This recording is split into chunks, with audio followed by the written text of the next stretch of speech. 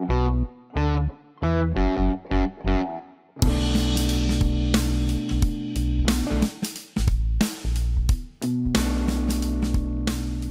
to the Marc Steiner Show here on The Real News. I'm Marc Steiner. It's great to have you all with us. Bill Gallegos returns to the Marc Steiner Show today to continue our discussion about the struggles in the Chicano and Mexican-American communities. Last time we spoke together, we focused on the Chicano Moratorium against the war in Vietnam, when in 1970, 30,000 Chicanos took to the streets to oppose the war, saying, "Hell, we won't go," and demanded the needs of the Chicanos be addressed. Bill was one of the organizers of that event, and a member of the Brown Berets, which was the Mexican-American organization very much like the Black Panther Party, and is still deeply involved in Liberation Road and the fight for Chicano liberation. In our discussion today, Bill Gallegos, who is co-producing and co-hosting this series, is being joined by Maricela Guzman, who's a military veteran, suffered through the trauma of war, works at the VA, and is deeply involved in the Mexican Solidarity Project. And Eddie Bonilla, who is professor of history at Boston College, where he teaches and writes about the interracial left and communist movements, and has a book coming out called Homegrown Communists in the Age of Reagan, Multiracial Politics and Socialist Revolution. Today, we not only look back at the moratorium, but most importantly see where the Chicano struggle is today, what this presidential election means for that struggle, and where the Chicano work and America are going. Bill, Maricela, Eddie, it's great to have all three of you with us for part two of our conversation, since the first one was about the moratorium 50-some years ago. Good to have you all here. So, there's so many places we could begin, but I would like to begin by kind of reflecting on where we find ourselves in 2024, the political changes that have taken place in this country, the continuing state for many people in the Latino population in California be still suffering in poverty and discrimination and lack of work. And just let's start by just painting a bridge of what it was like then in the 60s and early 70s to where we find ourselves now and why you all think we find ourselves in the place that we are. And Bill, just for historical purposes, since you and I are the old guys in this project right now, why don't you start, and then we'll go to the other two. Well, thank you, Mark. And as we know that Trump and the MAGA right have made a special project to demonize Mexicans. And so that includes Chicanos, Mexicanos, Latinos. But generally, they've really focused on our population, which is now around 35 million people in this country. So it's a huge population. That would be one of the larger nations in the United Nations if we were in there. And it's unleashing a wave of exacerbated racism against our community. So we're not quite back to the days of no dogs or Mexicans allowed, but I think that's what the MAGA right intends, to have a fearful and vulnerable community that's much easier to exploit, to oppress, to keep in our place. So I think that's the idea here, and it's a crass electoral strategy to appeal to the racism of their white voting population that is the overwhelming part of their base. So I think that's what's going on here. But what's really terrifying is this threat to unleash a massive campaign of ethnic cleansing, to say that they will do a massive deportation campaign of 12 million undocumented, of who 7 or 8 million are Mexicanos. But all of that population are extremely vulnerable. So I think that, in the 60s and 70s, we were really starting to break down the doors of higher education, ending housing segregation, opening up new avenues for our participation in society, And what MAGA wants to do is really reverse the 20th century. But we're in a different position now. We're a larger community. We have a very educated and activist sector in our community. We're very active in the union movement now. A lot of the modern, the more contemporary victories in the union movement have been with our participation. We're a big part of the environmental justice and the educational justice movements, the movement for reproductive rights, the movement to end the genocide in Gaza. So we're not without resources to stand up for ourselves, but we need allies and we need support. And let's go back to the perspective of folks who are fighting it now in your world. Actually, you're still fighting too, Bill, but I just mean the younger generation coming in. And Maricela, I know that you spent your time in the military and now as an activist in education, fighting in that community. So talk about your perspective and where you think, and then please jump right in. Eddie, I want to get you in this as well, to talk about where you think we are now. What's the crux of the struggle we're facing in this moment? I think kind of highlighting what Bill said, the contributions of Latinx, Latinos, Chicanos. I identify myself as a Chicana. We are major players when it comes to the working force, when it comes to the federal government, for example. Even in the military, we are seeing a large influx of Latinos, Chicanos joining the military. And so we've been part of the tapestry of the American veteran community since early on, American Revolution. And I think people like MAGA forget that and the contributions that we are doing. We are a force to be reckoned for sure. I think what we're seeing now is that there is a major movement that started with the Chicano Moratorium that we saw, like my brothers in 1980s with 187 go out. Thousands of youth said, we're not doing this. So we're starting to see much more youth coming out and saying that they don't want to be involved with this. And I think that's the importance of this, that yes, we are dealing with MAGA's time, but there is a gift within that movement, is that we're starting to see our own movement, our own wave. And for me, there's a lot of hope with that. Eddie? Yeah.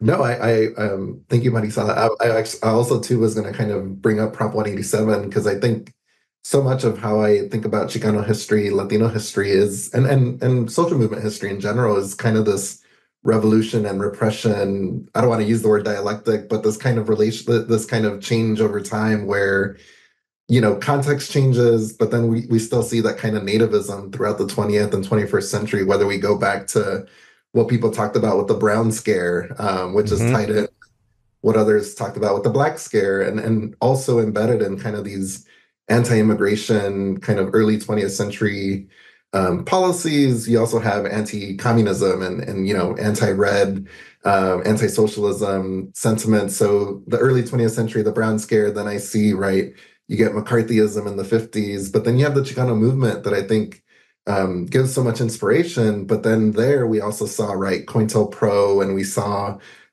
these kind of nativist backlash in the 70s and 80s, like the English only movement that I know that Bill and Teresa were a part of, and kind of these attacks on affirmative action, these attacks on bilingual education. And then we get Prop 187, we get the 2006 immigration marches. And it just always seems to be, right, that my students like to think about Latino history as a story of resilience. And I think that this is kind of that next chapter, right, in these responses to nativism. But I think what's so new right now is a little bit tied into the economy, right? Housing. I know a lot of my students are graduating, right, with thousands of dollars of debt, which is a little bit of a different context than the 60s, where Reagan, right, does implement tuition as a way to try to kind of de-radicalize the campuses. So housing, I think of the economy, but I also think of the policing of campuses today. Just with schools are coming back today, we have a lot of these kind of new policies that are being implemented against the ability to create encampments. And so we're in this interesting moment of backlash, I think, right now as well. Mark, I'd like to say a little bit too about, please, Bill, go ahead, how this relates to the moratorium and the whole fight against the military industrial complex, because Trump and the MAGA right say that they will militarize our communities. He said, I'll send the National Guard in. We're not going to have these protests. And who's in the National Guard? A lot of the National Guard is Black and brown folks and poor working class whites. Right. That's who goes into these institutions. And he's made it very, very clear that he will use this as a major arm of repression throughout the country. But again, singling out Mexicanos in his attack. So I think this is something for us to think about, because the Chicano Moratorium was a lot about, our resistance to what was going on in Vietnam and Southeast Asia, what the United States was doing there, the overwhelming disproportionate casualty rate of Chicano soldiers, compared to our pitiful rate of high school graduation and our participation in higher education. We were also disproportionately high in mass incarceration. We were in the jails and the prisons. So we were in the jails and we were in the prisons and we were in the military, but you couldn't get us into the universities and colleges. You couldn't get us into the good jobs. And that's the kind of world that Trump and the MAGA right want to recreate. So I think that's why the celebration of this uprising, this peaceful uprising against our oppression and for peace is so significant today. So I think it's really important to look at that. So, for example, when I joined the military, it was in 1998, but I'm the oldest of four. And I would always tell this to Bill that I went to the military complex. My brother went to the prison complex. I grew up in South Central LA. We saw our city being militarized during the South Central riots, right? We saw the National Guard. We saw them policing our streets. When I went to New Orleans a year later after Katrina, I saw the militarization of a community, coming out. You saw these private military coming out and taking over the city. So we have already seen that, but I think what's interesting is what MAGA wants to do wants to magnify that. And I think that we have to really look at that. And there's a lot of soldiers who are wearing that uniform who do not want that to be part of their community. They want to protect and defend their country, and they don't see this as a constitutional thing. So I think it's really important that we do talk about these conversations, but a lot of the stuff has already been done. And we see the impact, the traumatic impact of these communities that still exist because of these events. I'm going to say it was clear cut, because nothing's ever clear cut. But as you were talking about a moment ago, Billy, the movement 50 years ago was built around something very different. And we're facing something very different. Both the war and then the rise of Chicano power and black power in America, and the fight to push back against the racism in our country was glaringly in front of the struggle. And we're facing, as I think all of you have alluded to at the moment, over the last 50 years, since the moratorium, since the early 70s, we've seen this organized rise of the right wing in our country. That is a huge threat to the future, to your future, to people who are younger here, and to my kids and grandkids. It's a huge threat. So I wonder how, from your perspective, inside the communities at the moment, inside the Latino and Chicano communities in California and other places, how does that struggle manifest itself? Because in many ways, when I look at how people vote in elections, it's majority anti-MAGA, but that force is there too, and it's growing. So I'm curious. Well, I think this is where Eddie, as a historian, can talk about, because in that period that we're talking about, the Chicano Moratorium, there was a strong and vibrant left. Yes, right, exactly. A radical left in our communities. We don't have that situation now, and Eddie can talk about what it looked like for left leadership. That's very, very rarely acknowledged, but also what it means not to have that. Good place to start. Thank you, Bill. Great place to start. No pressure there. No, I think one of the things I think about, and I've been thinking a lot about with the history of, Bill's activism and Teresa's activism and so many others from the 60s generation is, the Vietnam War being actually one of those early linchpins in creating these kind of the context for solidarity, where it wasn't just the Chicano Moratorium, but you also had Asian Americans coming out of the Bay Area with their own anti-war platforms. You also had African Americans like Amiri Baraka and the African Liberation Support Committee, who were not only just looking to Vietnam, and Latinos were looking to Cuba, and this kind of moment of internationalism. I think just seeing decolonization movements in Africa going on, and then the kind of solidarity that I see going on in the 60s and 70s. Some would say that's a challenge today, but I think we do have this beautiful moment around Palestine where there is a lot of comradeship and a lot of solidarity that has been, I think, really beautiful examples of folks who are creating coalitions. I see what the People's Forum and others are doing in places like New York City, and the turnout, the numbers that they're putting out with the left platform. So I think that kind of anti-imperialism is still one of those through lines that continues through from the 60s, but through the 20th and 21st century. And then I also go back to the kind of education as well, where, like Bill said, the opening up of these campuses by youth like himself, African Americans and others. I think the kind of youth-led movements, that's always, the young folk are always going to be the ones that tend to pull us out of always the kind of right elitist, personality we can have. And I think that so much of what I've learned in talking to folks like Bill is like, one, the struggle is a long distance run, right? It's a marathon, it's not a sprint. And I think that what we're seeing today is just kind of what I'm curious about today is the way that there will be these bridges built between these movements. And that's something that I think we could look at the 60s and 70s, the labor unions, folks like Bill and others trying to make the unions work for them. I think we are seeing a resurgence of the labor movement today, right, with UAW and others. And so seeing how the UAW and others will implement international policy or implement these kind of racial justice programming for their non-white union members will be interesting. But those are just kind of some of the things I think about where there are connections and there's also some differences in terms of organizing. Maricela, you want to jump in before I jump back? No, I want to echo what Eddie is talking about. Like for me right now, there's a lot of solidarity even within the veteran movement around Palestine. A lot of diverse voices before that would not connect are fighting around this. So we have these international calls. So we're talking about not just soldiers, American soldiers. We're talking about soldiers in the UK. We're talking about soldiers all over Europe that don't agree with Palestine. So there's this really large movement that is going on, and it has a lot to do with also with our American policy.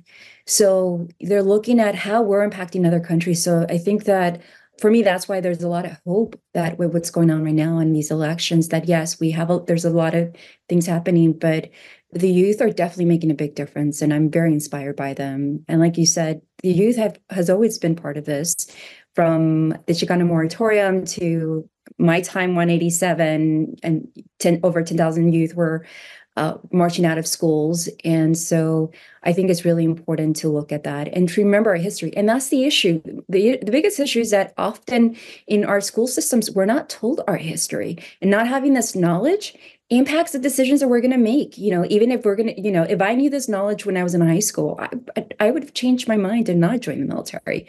Really? I highly so. I think that it was my military experience, joining the military, being stationed in Diego Garcia in the middle of the Indian Ocean, working with, having Filipino workers there. It was me seeing them as it was my military experience that taught me that, I wanted to be an activist. I don't want to be a part of this system, that we were treating workers like my undocumented parents were being treated in the United States. And I was part of that. I was part of that oppression by wearing that uniform. So it took me joining the military to realize that I wanted to be an activist. When I think of where we find ourselves now, and first of all, let me take another step backwards. We talk in America sometimes and the movement in other places about the Latino community, but it's a diverse community. And people forget that Latinos, this is just not one thing, and it always makes me insane when people do that, as if there's this monolith that exists and that's it. But given that, in the 60s and 70s, during the time of the moratorium, there was a lot of organizing going on in communities. There was a struggle against the Vietnam War, as you just talked about, Maricela, and it galvanized the movement around civil rights for the African American community in the various Latino communities, making that fight in America. And we're in a similar but different place right now. And I'm curious how you see the struggle taking form now. I mean, we talk. I think you want to mention Palestine a little bit ago, which I cover pretty intensely. And is that something people really can organize around in a mass way in community, or does it have to really begin to talk about the conditions that various Latino populations face in America in their fight for full equality, economic as well? Where do you think that all fits in? Yeah, I think first on the kind of the question of Latino and not being a monolith, but I just had the first day of class yesterday. And so every time I teach Latino history, the first thing we do is like, what even is the term Latino, right? Because there is, and I go back to that imperialism point. I think that the way I try to teach Latino history is through that kind of anti-imperialist framework where you have Puerto Ricans, Cubans, and so many stories there. And I mention this because I'm currently living in Boston, in a place that I had not lived before. And the thing for me, it's always kind of this notion of like, I am California centric. I was born and raised there. I'm Guatemalan. I had the privilege of taking Chicano history in high school. But what I have found is like, even in the US, the regionality and the differences, and this goes to the kind of organizing context where here in Boston, you get more Puerto Rican, Dominican, now more Central Americans. And I don't actually see that changes much of the organizing itself. The environmental justice groups, at least here in Boston, are creating platforms that are bringing in labor and that are bringing in just these housing questions. So most of the organizations I see on the ground here, like City Light Vida Urbana, which is one of the most vibrant, who has connections to the 1960s, they just celebrated their 50th or 60th year anniversary.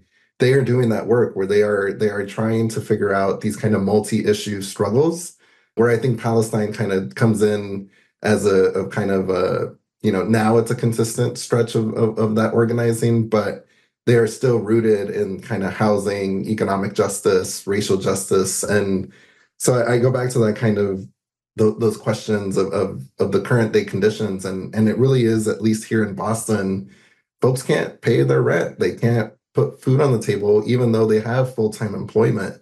So I think that kind of helps to undergird a lot of the activism that I see, at least in regards to what the unions are doing, whether it's the Massachusetts Teachers Association, but seeing them kind of try to create solidarity with one another. I was at a Palestine protest one day here, and I was marching with what was known as the Asian contingent. Some comrades from Bill's past, we gathered up together, and they were carrying Asians for Palestine signs, but then we were linking up with other organizations on the kind of ground, and the Asian group that we were with, led by Lydia Lowe, she's the head of the Chinese Land Trust here, which she's now in charge of kind of helping with low income housing or with better housing for folks. So yeah, just kind of some things that I'm thinking at the top of my head, but just as far as different conditions, at least here in the city of Boston. Maricela, you're about to say something. I can see. Go ahead. Yeah, I think for me, my activism, I've been very fortunate that I've been able to go to other countries and talk about the workers' rights, and specifically around policy, American policy, which impacts different governments. But like I remember when Macri became president in Argentina, and I was there, and you saw the big marches where he was just firing people. They went into work, and then they had their pink slip, and they had no benefits. So seeing these mass movements come in, and seeing workers from going to El Salvador 2 years ago and working on workers' rights, and they had a conference where they were connecting with people from South Africa, so making these connections about these worker rights. So there's always these connections in a lot of places. For me, a couple of years ago too, I went to Mauritius, and I was talking about the rights of the people in Diego Garcia, the land rights, right? So there's still a lot of policies that are impacting where we can work together as a whole and connect. And we are doing that. I think often we don't see it because the media doesn't show it. That's one of the biggest things. What's great about now is it's our media that the youth have, like we have a different platform where we can kind of showcase what we're doing. I think that's one of our tools that we're utilizing now. Again, it's very big. It's different than 5 years ago. I've seen a big change. So we can get contact information. We can get news now from activists in the streets. And I think that's where we're starting to see that impact. So I'm inspired by that. But yeah, I've been able to connect not only as a veteran, but as a child of immigrants around labor work, and connecting again, which is like we talk about the basic human rights, the ability to be able to work, the ability to be able to get food. I can tell you this, I make a lot more money than my parents did, but I don't have the lifestyle my parents did. My father was a hotel worker. My mother was working at the warehouse. Their income, they were able to buy a house. I think a lot of people, professional Chicanos, professional Latinx, they're not able to have the American dream. They can't buy the house. We're drowning in school debt. We're drowning in credit card debt, and we're living paycheck to paycheck. So, I mean, we're facing, there's a real battle, I think, within many communities, especially communities of color, some working class communities, within the left itself, over how to deal with what we're facing at the moment. How to address it. I mean, in some ways, during the late 60s, early 70s, it was, you knew exactly what you were confronting. You were confronting the Vietnam War, and everybody was going to Vietnam. But now it's only working class kids who volunteer who go to fight. It's not the same. The struggle is a little different, and the fight inside of inner city communities, working class communities, had a different intensity at that moment, just because of the newness of it all and what we were facing. And now, as I said earlier, we have this rise of the MAGA right, and as I like to refer to it, as a kind of this right-wing neo-fascist racist movement. that is really galvanized. So in terms of the Mexican American world, the Chicano world, and the Latino world in America, which in some of the communities within the Latino world is actually really split around the whole MAGA or non-MAGA. Where do you think this struggle takes us and takes those communities, and how do you confront it? What's the way to confront it? Well, I just say, I know there's been a number of articles about Chicanos and Latinos moving to the right and moving to the Republican Party, but right. The UCLA Latino Policy Institute did a study of actual voting records in the midterm elections, and overwhelmingly, 65 to 70% of Chicano and Latino votes went to the Democrats. Any political party in the world would kill for that percentage of voter support. I read that this morning. That doesn't mean that we should be very concerned about the Republican efforts to court our community in some kind of sleazy ways that they're doing. And I think some of it is they try to pit us against African Americans. You know, we share your family values and your work ethic, as if there's some community out there that doesn't have those family values and doesn't have that work ethic. It's a very insidious form of divide and conquer. But I think if we look at the role that our community plays, so we've talked about labor, but if we just talk about the electoral arena, Chicano and Latino votes are decisive in California, New Mexico, Arizona, Nevada, Colorado, and probably Illinois. And things are even starting to shift in Texas, where it's always been much more conservative.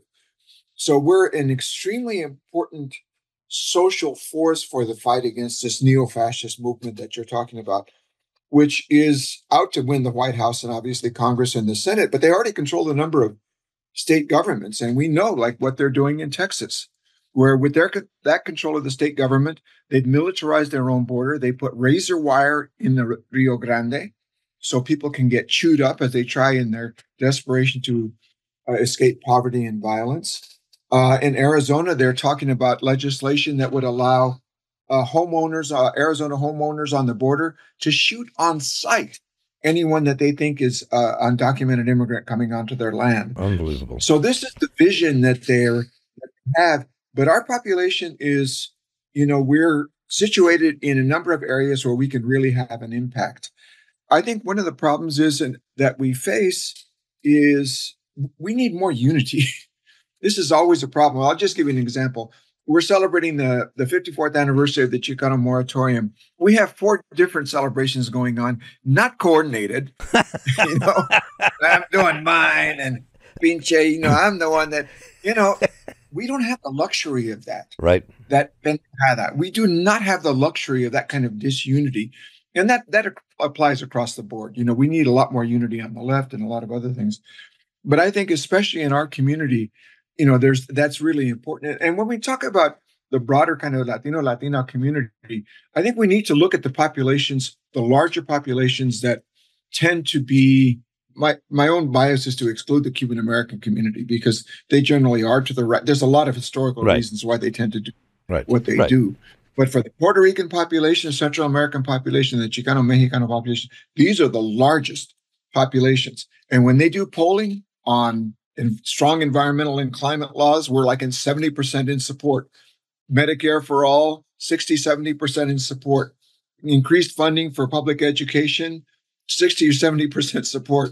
I mean, there's all across the board, our communities tend to lean progressive, tend to lead towards more inclusive policies.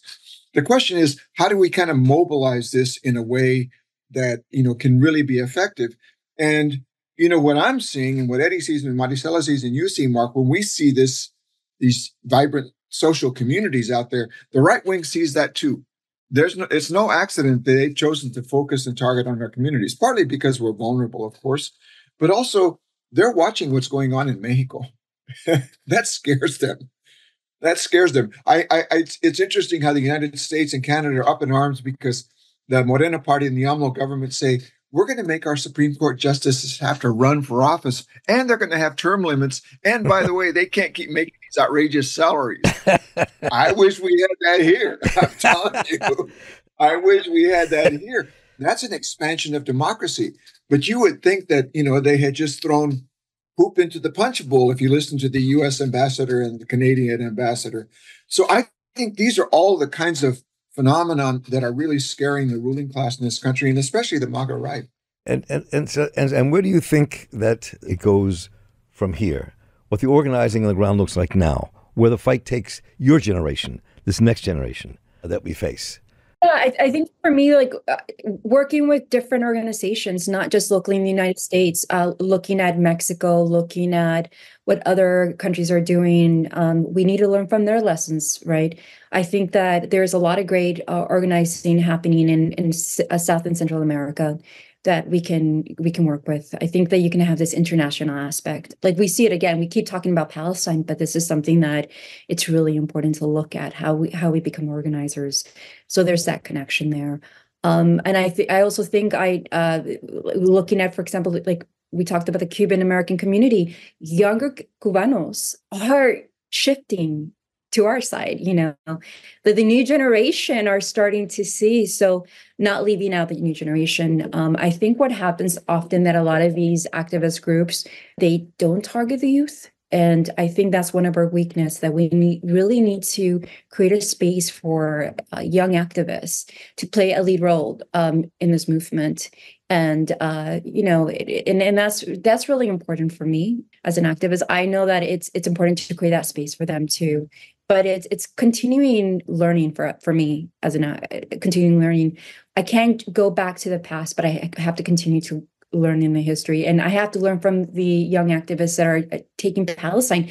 They're doing things that I wasn't doing, that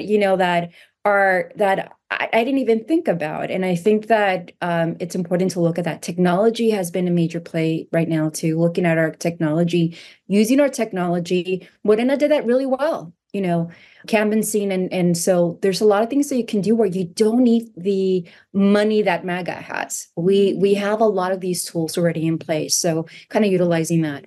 Yeah. And I just wanted to jump in and I think bring both sets of comments together. I think of our current present moment, and with this election on the horizon, and all this conversation, right, about Kamala Harris being a border czar and her new kind of platform, having some immigration policies and some other policies that mirror almost what Trump was trying to do. But I think of the opening. I've lately been editing a chapter on electoral politics through the Jesse Jackson campaign that Bill and Teresa and others were key movers in, but so was the left, the New Communist Movement and other organizations that were active in this kind of struggle within the Democratic Party, where the history goes that the Democrats, people like Bill Clinton and others behind the scenes, pulled some levers and were able to kind of change the rules a little bit in terms of Jesse Jackson's delegate total, in terms of the kind of representation that he would have had. Could have been a vice president candidate had they followed some of the rules. I remember that very well. Yeah. I think about that opening, yes. and I think about that opening with the rhetoric around, like, can we push Democratic candidates to the left or further to the left? When we saw what happens with Clinton in the 90s, is we actually saw the Democratic Party take that right wing swing, right? Where now that's kind of the question on my mind is where will Harris lie, and where the uncommitted movement and how others are trying to push. They were trying to push for different.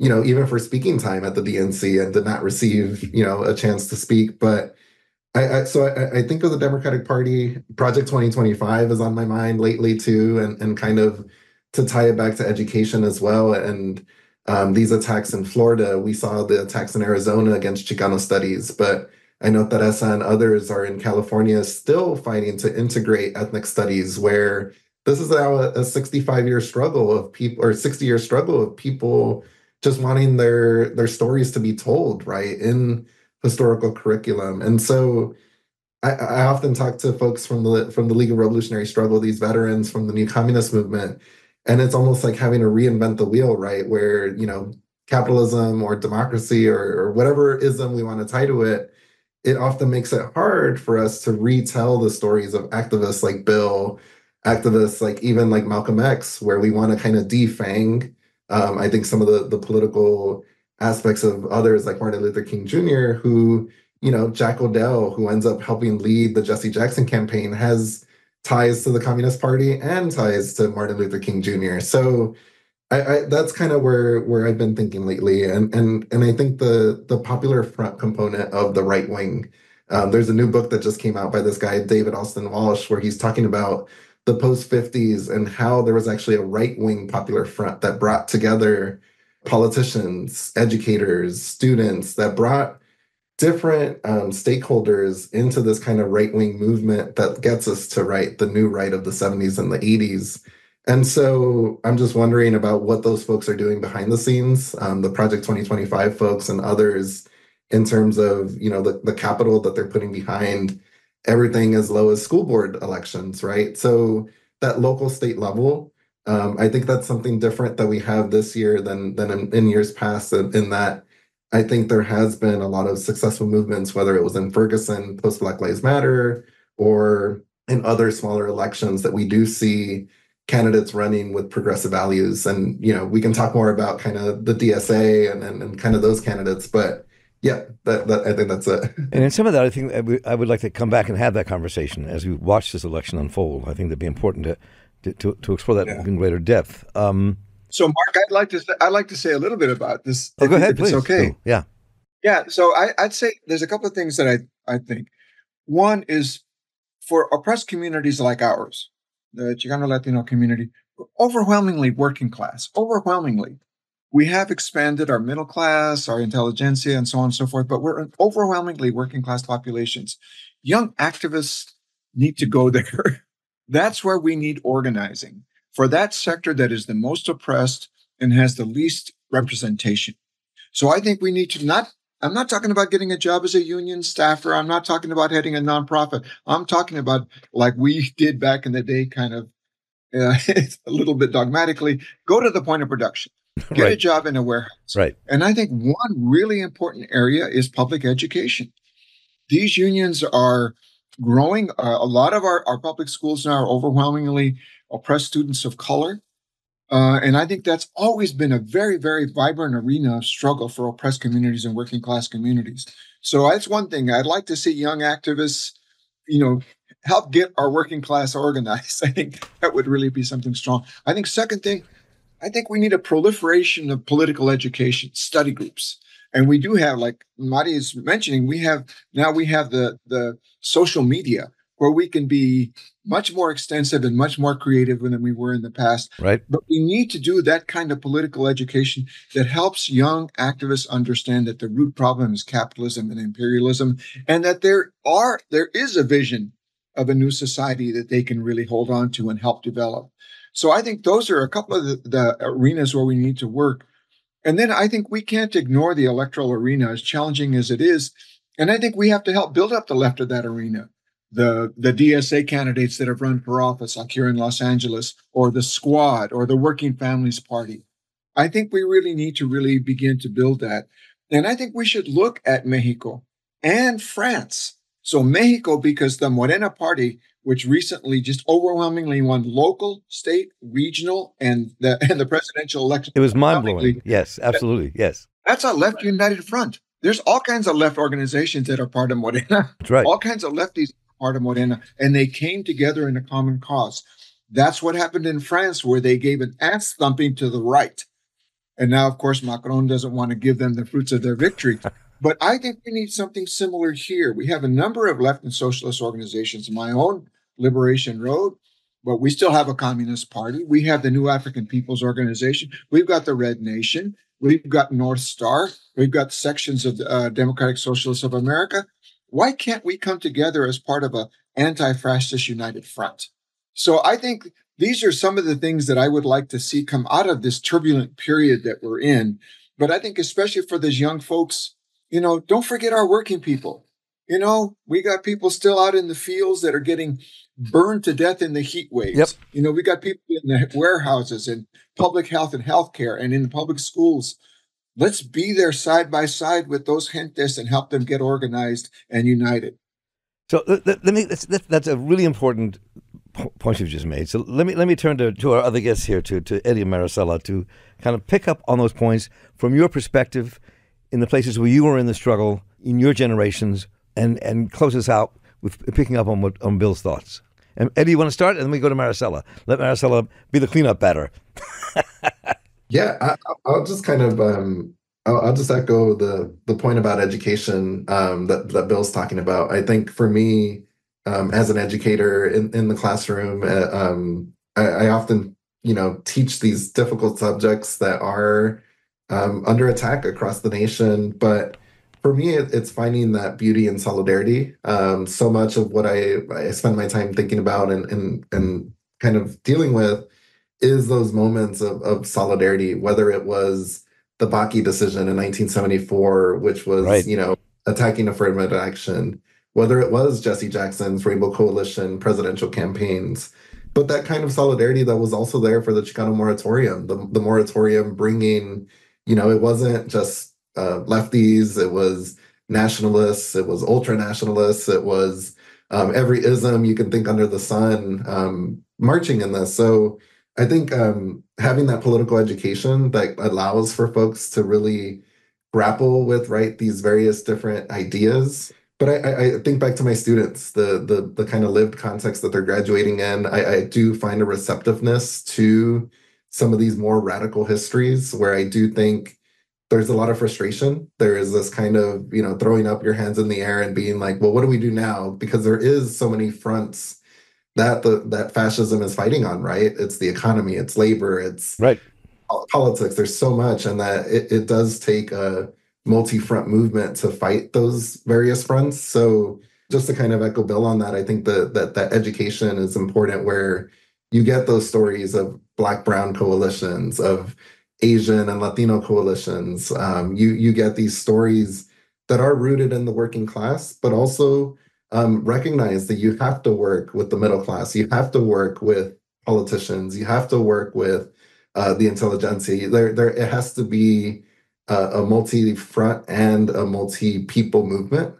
So I think I have a lot of hope in the young generation. I think that they are, they might not be as, there's some dogmatism maybe somewhere here and there, but I don't think they're as dogmatic in some ways. I think that's what they said about us too. Yeah, that's true.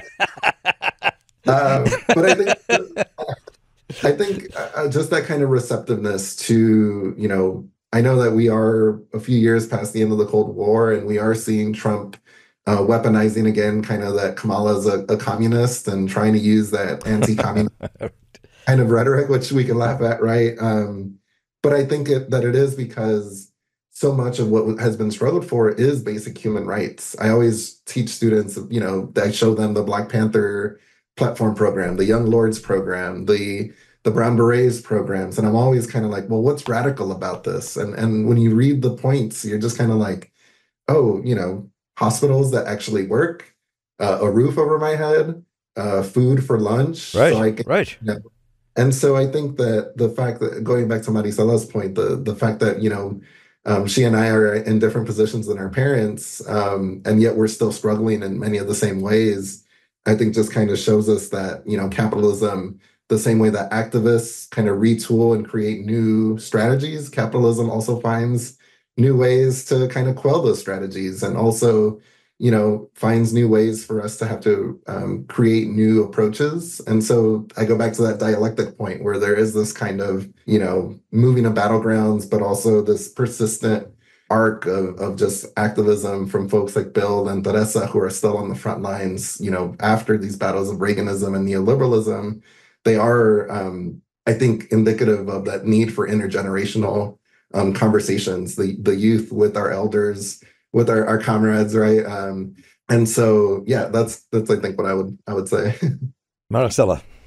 I think for me is I live in East LA, and one of the things that I do is get to know my neighbors, because I think when we start looking at local policy, because there's a lot of working class in my neighbors. There's neighbors, elder neighbors who are 80 years old, who want to get involved, who want to have a voice, but don't feel like they're connected, you know?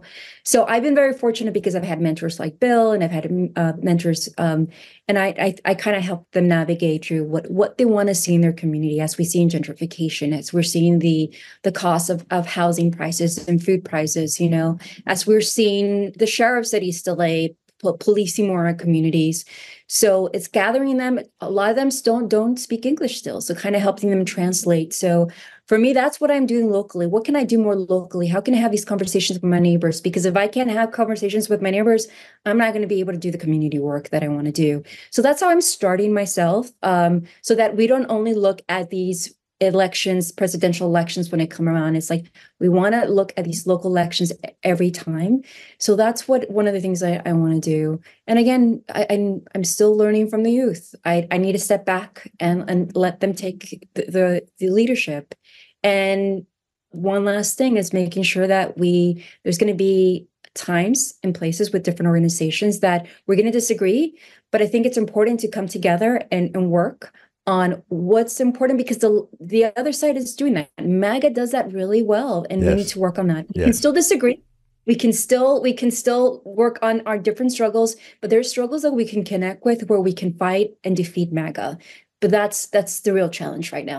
So, you know, this conversation in many ways is really important, and it was a good conversation to have on the tails of our conversation about the Chicano Moratorium.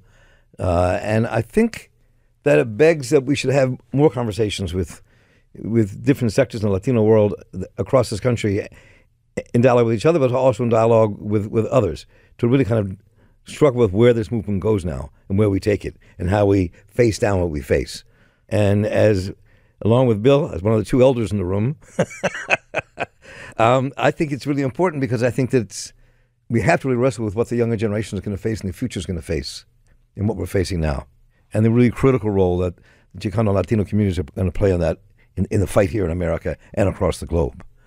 You know, so I just wanted to lay that out, and I want to say thank you to all of you, and Bill Gallegos. I want to really appreciate your co-hosting, co-producing, and helping me make these first two segments work, and I look forward to making many more segments work. Thank you, Mark, and thank Real News Network. This is just a wonderful resource for our communities, and we're very appreciative. And I'm really glad that, because I know Mari and Eddie are both really, really busy, and I so much appreciate you taking the time out to be part of this.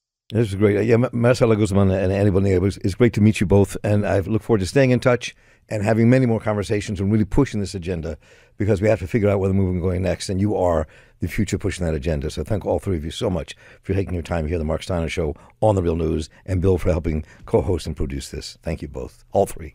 Thank you. Thank you. Thank you. And thank you to Maricela Guzman and Eddie Bonilla for joining us, and of course, for Bill Gallegos for this idea and helping to produce this series. And thanks to Cameron Grandino for running the program today, audio editor Alina Nullach, Rosetta Sawali for producing The Marc Steiner Show, and the tireless Kayla Rivara for making it all work behind the scenes, and everyone here at The Real News for making this show possible. Please let me know what you thought about what you heard today, what you'd like us to cover. Just write to me at mss@therealnews.com, and I'll get right back to you. So for the crew here at The Real News, I'm Marc Steiner. Stay involved, keep listening, and take care.